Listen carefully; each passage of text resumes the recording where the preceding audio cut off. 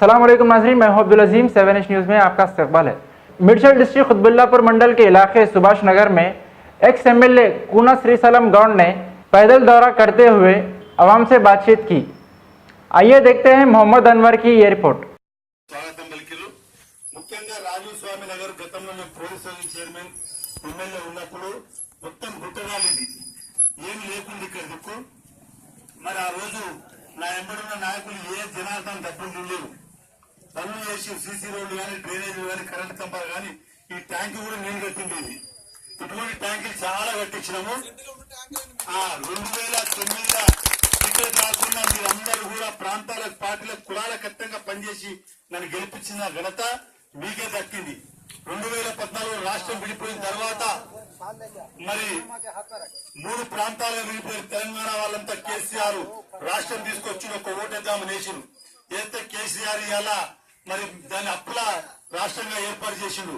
2 లక్షల కోట్లు అప్పు చేసి మరి మిషన్ భగీరథ అని చెప్పి కమిషన్లు దండుకుంటా మరి ఇవన్నీ పైపులు తవ్వుకుంటా రోడ్లన్నీ కూడా మరి కోట్లు చేసి ఓడిపోతుంది. అదే విధంగా ఇంటి ట్యాక్స్ పెరిగినాయి, నల్ల బిల్లు పెరిగింది, కరెంటు బిల్లు పెరిగింది. మీరంతా ఆలోచన చేసుకోండి. తెలంగాణ వచ్చినప్పుడు ఇంటికో ఉద్యోగం అన్నాడు, మరి పింఛన్లు ఇస్తారు, పింఛన్ ఇంటికి ఒకరికి ఇస్తున్నారు, అందరికి ఇస్తారు. 1000 రూపాయల పింఛన్ నుంచి 3000 రూపాయలు ప్రతి ఇంటి దగ్గర వసూలు చేస్తున్నారు. మీరందరూ కూడా తెలంగాణ ప్రాంత వాసులు మిత్రులు మీరు ఆలోచన చేసుకోవాలి. మరి ఈసారి మళ్ళీ మరి ఈ యొక్క ఎన్నికలు వస్తున్నాయి కాబట్టి గతం కాంగ్రెస్ లో శ్రీశైలం గౌడ్ ఎమ్మెల్యేగా పోలీస్ చైర్మన్ ఉన్నప్పుడు మీ కాలనీలు ఏ రకంగా పనులు చేసిందో మళ్ళీ అదే రకంగా సర్వీస్ చేస్తా.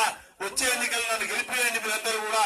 మరి ఇప్పుడున్న ఎమ్మెల్యే ఎంపీ వీళ్ళందరూ కూడా ఈ యొక్క బస్తీలో తిరగలేదు. మీరంతా పేద ప్రజానికం బస్తీ, మరి పేదల వెంబడి నేను తిరిగిన వ్యక్తి కాబట్టి ఈ యొక్క బస్తీలో సమస్యలని నాకు తెలుసు. ఇప్పుడున్న నాయకులకు టీఆర్ఎస్ నాయకులకు గల్లీలలో మరి 2 పేరు చెప్తే మరి నేను आपको अपडेट तो लाइक कीजिए, शेयर कीजिए, चर्चा करना ना भूले। चैनल न्यूज़ आपकी आवाज़।